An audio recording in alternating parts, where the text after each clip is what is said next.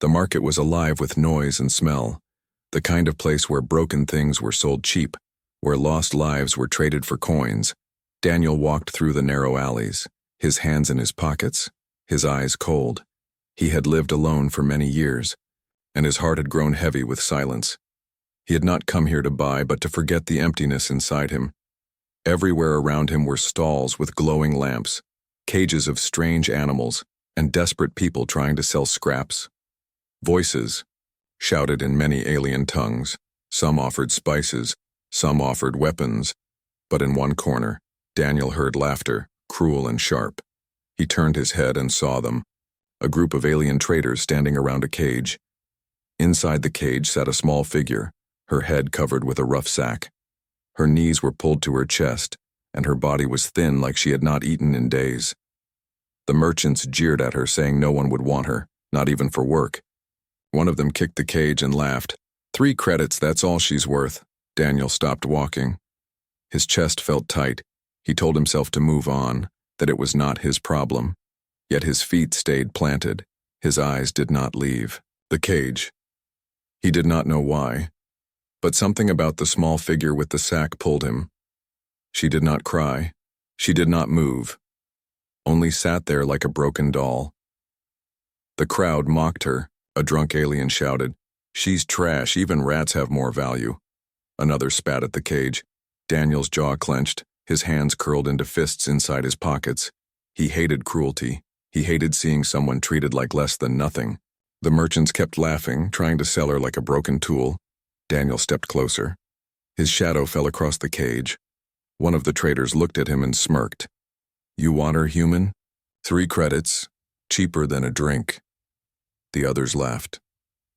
Daniel looked down at the sack-covered head. He saw the girl flinch at the sound of the laughter, but still she did not lift her face.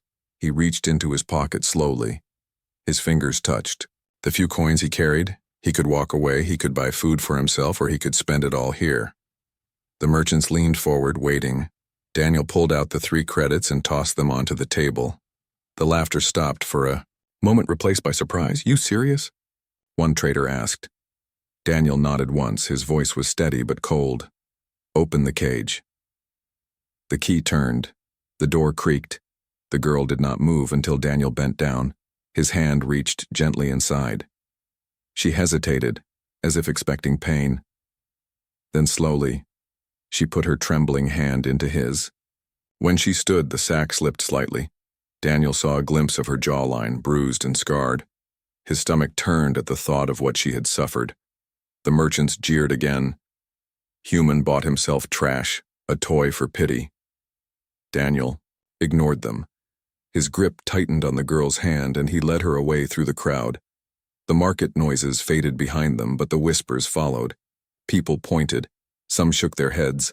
Others smirked. Daniel did not care. Each step he took, the girl stumbled beside him, weak from hunger and fear. He slowed his pace, making sure she could walk. Finally, they reached the edge of the market. The air smelled cleaner, the noise softer.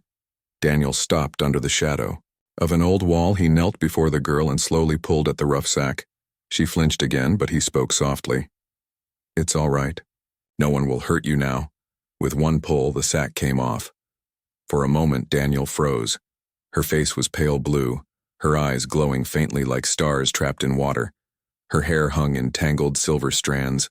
Her cheeks were thin, her lips cracked.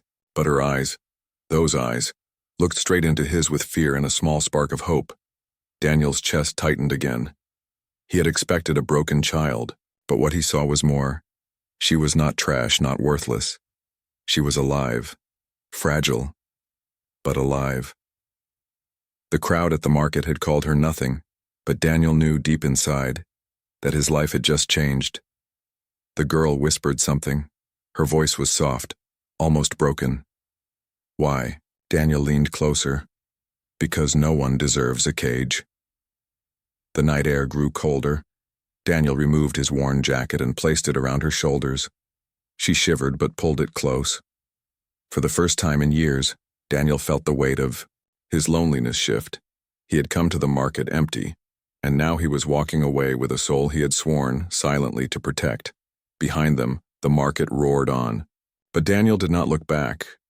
He carried the alien girl with him into the shadows, not knowing that what began with 3 credits would build a family that even the cruelest laughter could not break. Daniel's small shelter stood at the edge of the ruined district, a place where old metal walls leaned and roofs leaked. It was not much, but it was safe. At least safe enough for the girl who walked beside him with weak steps and lowered eyes.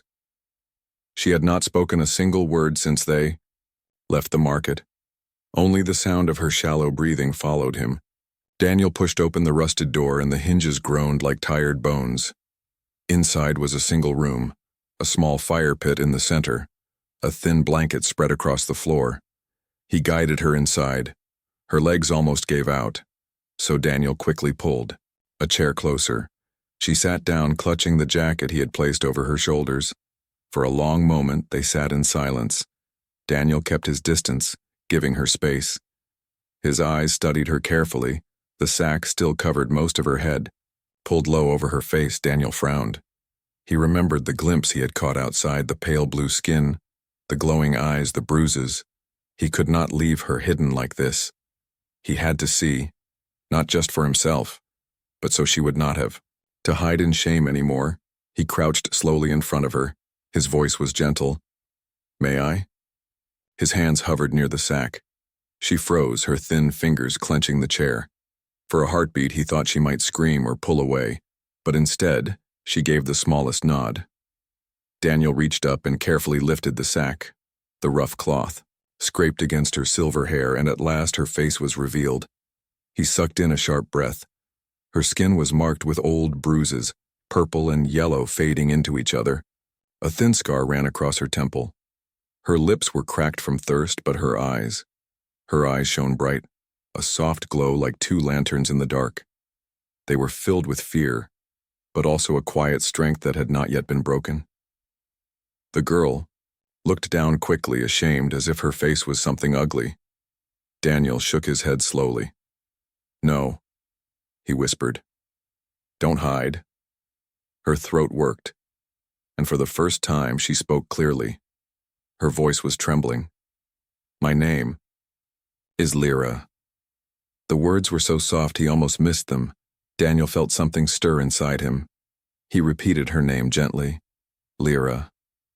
She flinched at the sound, like she was not used to hearing kindness attached to her name. "Do you want food?" he asked. She hesitated, then nodded once. Daniel moved to the small corner where he kept supplies. He poured water into a cup and handed it to her. She grabbed it with shaking hands and drank fast. The water spilled down her chin, but she did not care. Next, he broke a piece of bread and placed it in her palm. She ate like someone who had not seen food in days. Watching her, Daniel's jaw tightened again. Whoever had owned her before had starved her, beaten her, treated her like an object, not a person. His fists clenched, but he forced himself calm. She needed gentleness, not anger. When she finished eating, she looked up at him for the first time. Her glowing eyes met his, and for a moment silence filled the room. "Why?" she asked again, the same question she had whispered outside. "Why did you buy me?" Daniel sat across from her. He leaned his arms on his knees, his voice steady. "Not to own you, Lyra. Never to own you." He paused, choosing his words. "I bought you so no one else would hurt you again." Her lips parted, but no words came. Tears filled her eyes. She quickly wiped them away, ashamed to cry. "They said no one would ever take me," she whispered. "That I was too broken, too worthless." Daniel shook his head firmly. "You are not worthless." His tone was strong. "You are alive, that is enough." For the first time, her body seemed to relax just a little. Her shoulders lowered, her hands no longer clutched the chair so tightly. She looked around the small shelter, then back at him. "Is this your home?" Daniel nodded. "Yes, it's not much, but it's safe." He hesitated, then added, "And now it's your home too if you want it." Her breath caught. Her glowing eyes widened as if she could not believe what she had heard. She shook her head slowly. "You don't even know me. Why would you let me stay?" Daniel leaned back, his eyes distant. "Because I know what it feels like to be alone," he said. His voice was quiet but heavy with truth. And I won't let you feel that anymore. Lyra's lips trembled. Her fingers touched the jacket, wrapped around her. She held it close as if holding on to safety itself. For the first time, a faint smile flickered across her bruised face, fragile, like glass. The fire in the pit crackled softly. Shadows danced along the walls.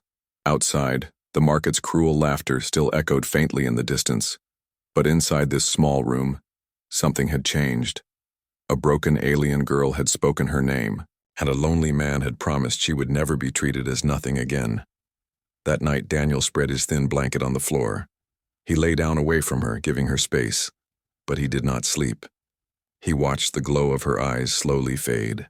As she drifted into uneasy rest and as she slept, Daniel made a silent vow.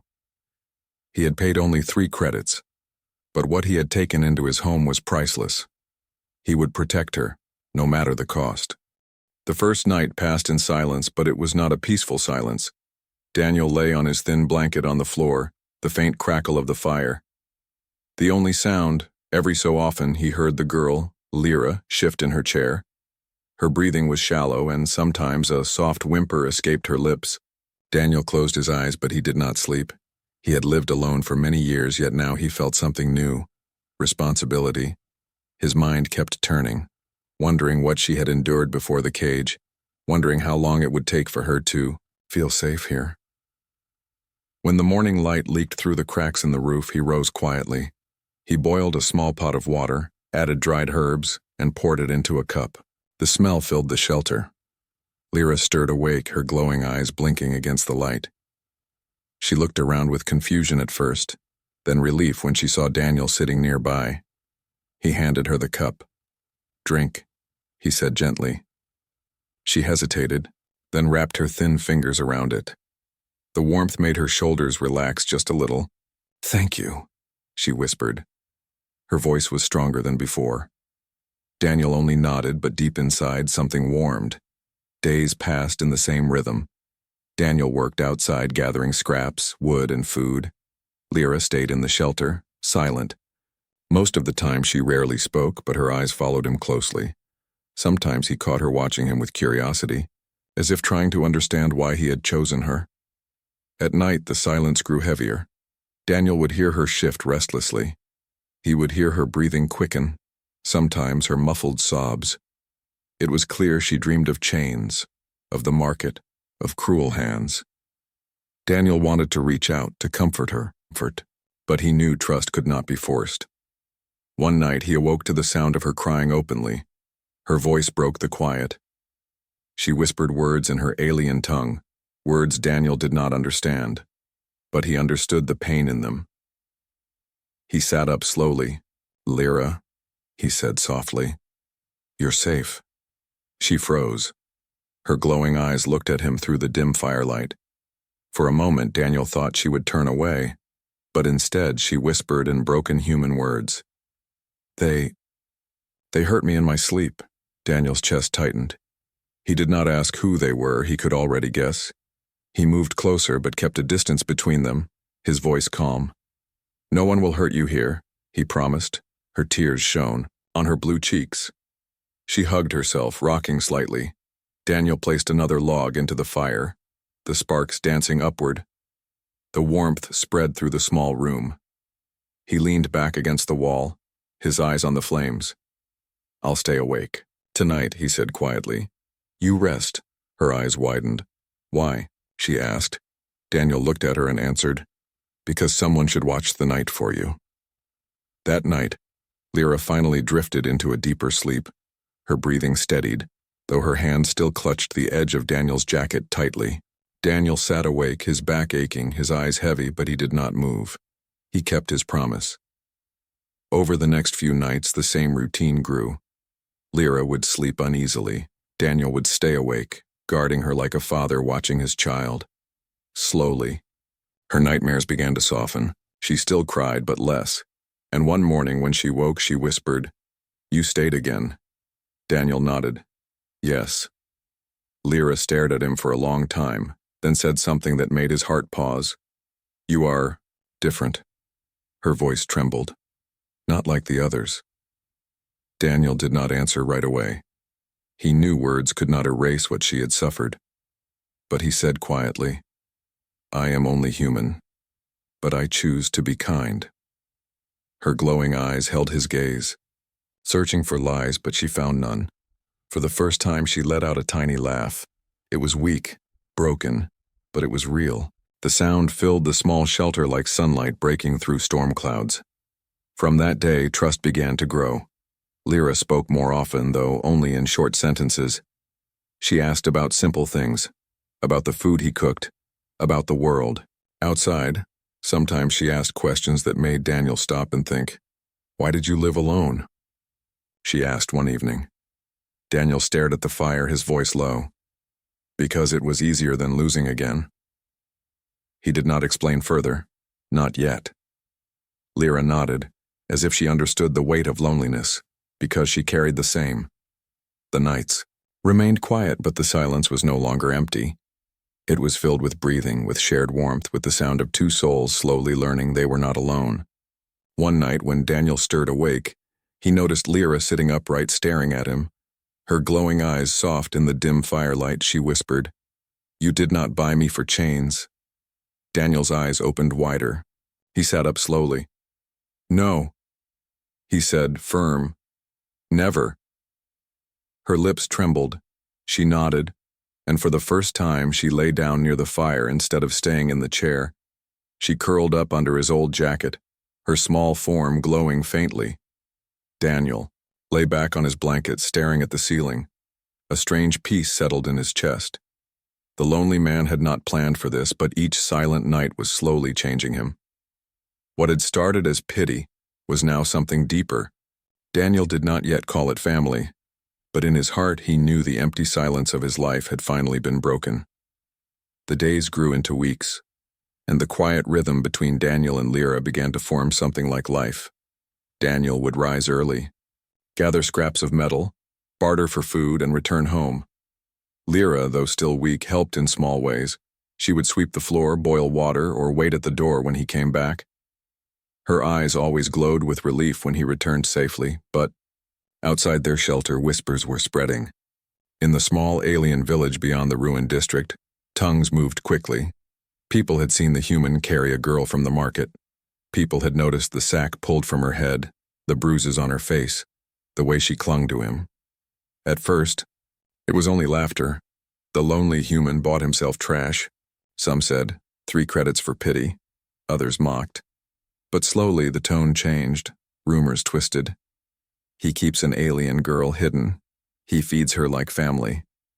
He talks to her like she is one of his own. Daniel ignored it.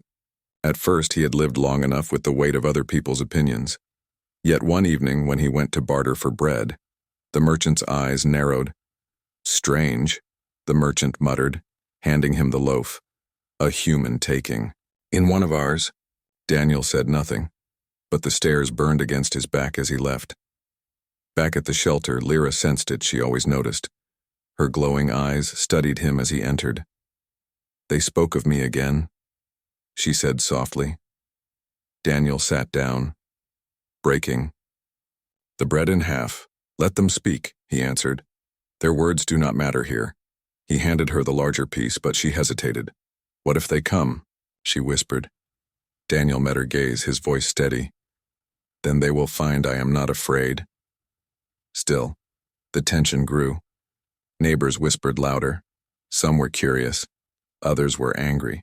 A few even followed Daniel home one night, watching from a distance as he entered the shelter. Lyra saw their shadows outside the cracked window and curled closer to the fire. "They will not stop," she whispered, trembling. Daniel placed a hand on her shoulder, firm and grounding. "As long as I live, no one will take you." The next day, they went together to gather firewood. Lyra's steps were cautious. She wore the jacket he had given her hair now cleaner, her face less bruised. For the first time, the sun touched her skin without her flinching. She walked slowly but with more strength than before. As they moved through the village path, voices rose. Some pointed. Some whispered cruel words. Daniel kept his head high, holding the bundle of wood. Lyra walked beside him, her eyes down. But when one child laughed and shouted, "Slave girl," Lyra's hands shook. Daniel stopped, turned his head sharply, and his voice cut like steel. "She is no one's slave." The crowd fell quiet for a moment. His tone left no room for argument. He walked on, leading Lyra away, but the murmurs only grew behind them. That night, as they sat by the fire, Lyra spoke. "Why do you defend me?" Her voice was fragile but questioning. Daniel looked into the flames. "Because you deserve more than chains. You deserve to stand free." She stared at him for a long time, then whispered, "No one ever said that to me." Daniel's chest ached. He did not answer, but he reached into the small bag and pulled out something he had kept hidden. It was a broken comb he had found among the scraps.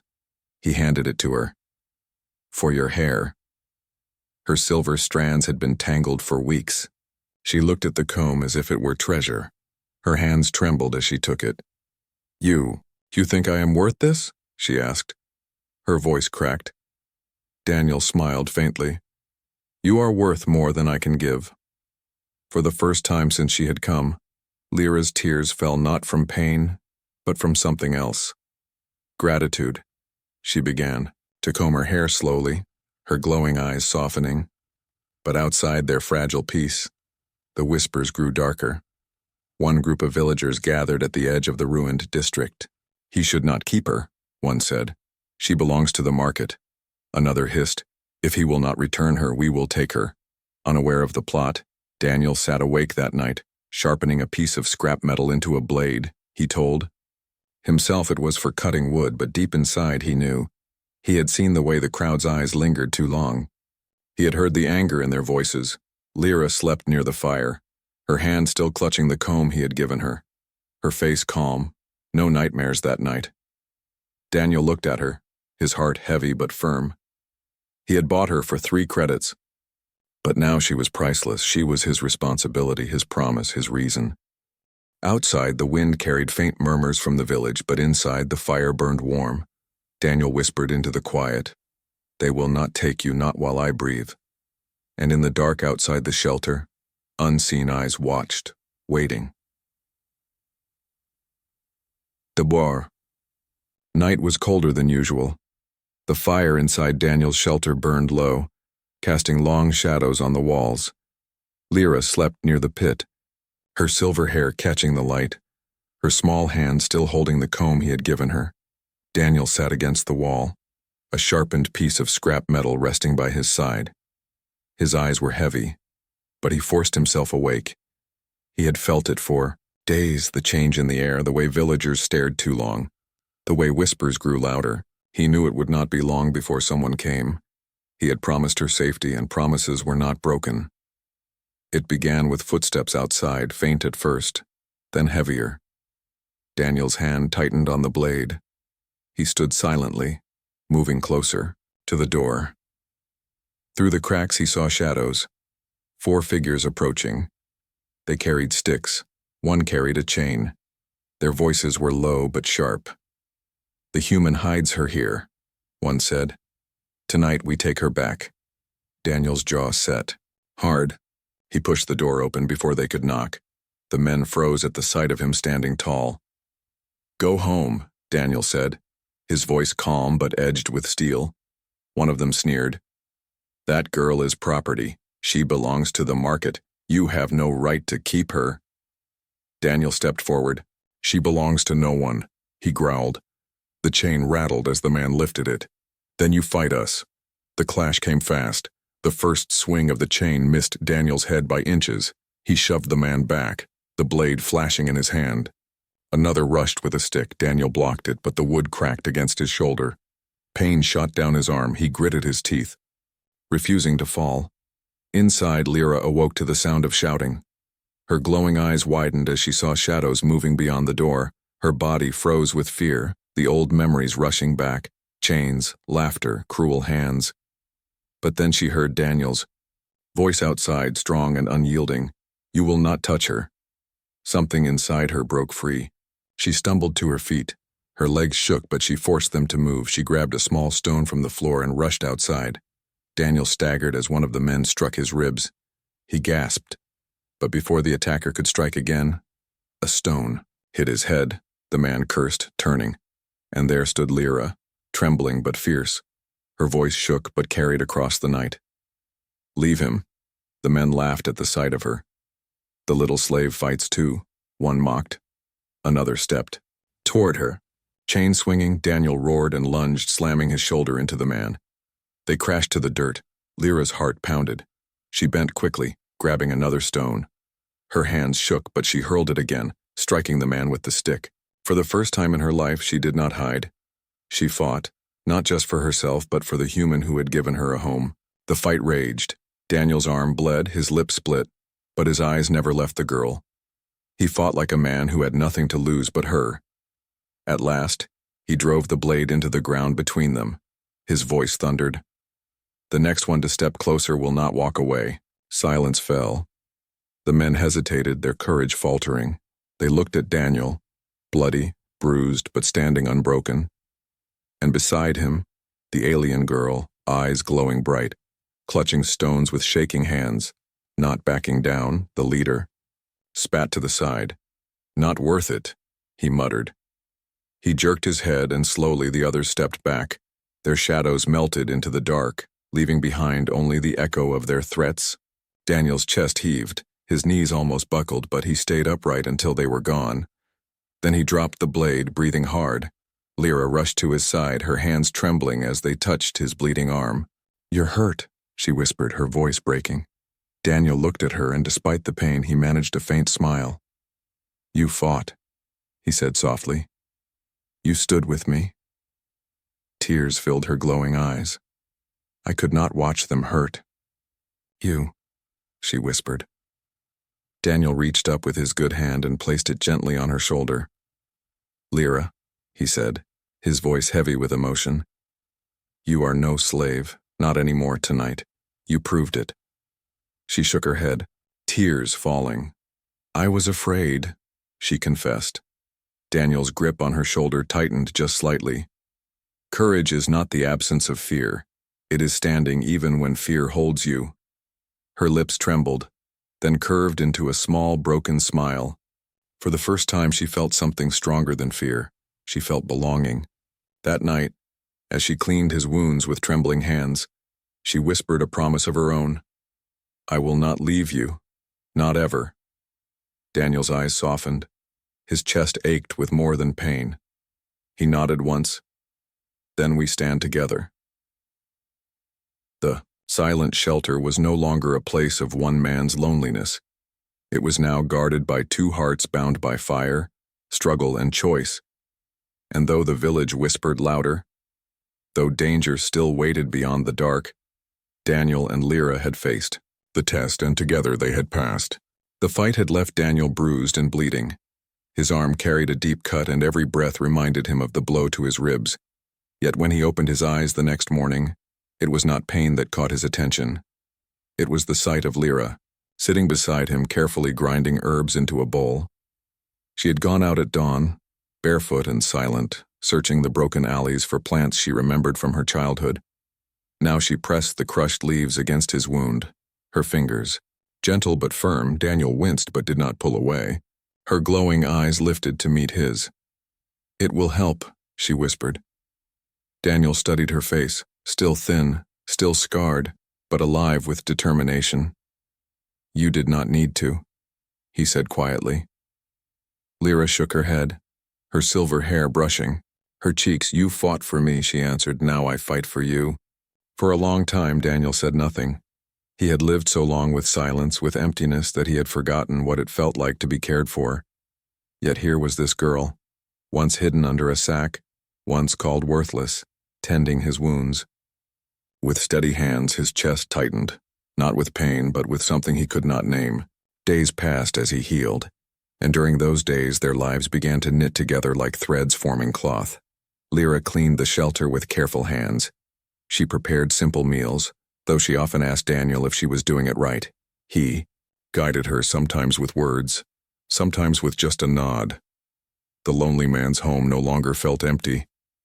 The sound of her footsteps, the glow of her eyes in the firelight, the faint hum of her voice when she thought he was not listening. These things filled the silence that had once weighed heavy on him. One evening, as the fire crackled low, Lyra sat combing her silver hair. The comb Daniel had given her slid gently through the strands. Daniel watched from across the room, his eyes thoughtful. "You look different," he said quietly. Lyra blinked. "Different?" Daniel nodded.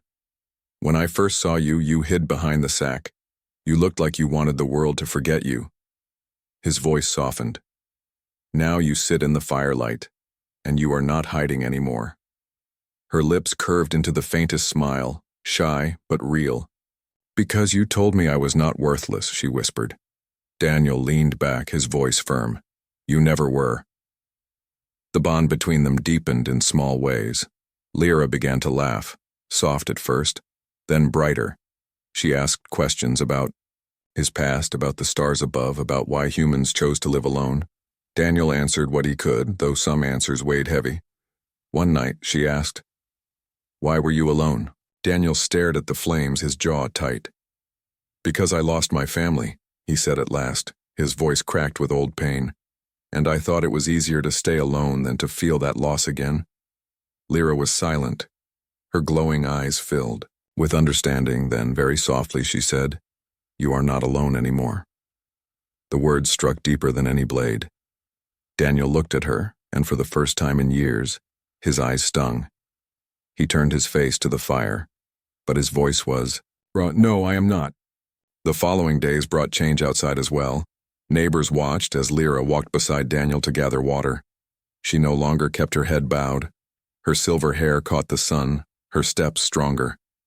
The whispers continued, but now they carried something else, curiosity, even respect. Children who once mocked her now stared with wide eyes. One girl even reached out, offering a flower. Lyra blinked in surprise but took it, her fingers trembling. She looked at Daniel, unsure. He gave a small nod and she smiled faintly, placing the flower in her hair. Back at the shelter, she showed him proudly. "Pretty?" she asked. Daniel studied her for a moment, then nodded. "Very." Her cheeks flushed and she turned quickly, hiding her smile. The nights no longer echoed with nightmares. Instead, they were filled with quiet conversation. Sometimes they shared stories. Sometimes they simply sat in silence, but it was no longer the silence of emptiness. It was the silence of peace. Daniel noticed how she began to hum while cooking, how she teased him softly when he burned bread, how she always saved the larger portion for him even when she was hungry. Slowly, the bond grew from stranger to something more, something neither of them spoke aloud, but both of them felt one evening as the fire burned low. Lyra whispered, "When they came to take me, I was ready to run, but you stood, you bled, you stayed." Her eyes shimmered. "No one has ever stayed for me." Daniel's hand tightened around the cup he held, his voice steady. "I will always stay." Tears filled her eyes, but this time she did not hide them. She leaned closer to the fire, her voice soft. "Then I am not afraid anymore." That night, Daniel lay awake, staring at the ceiling.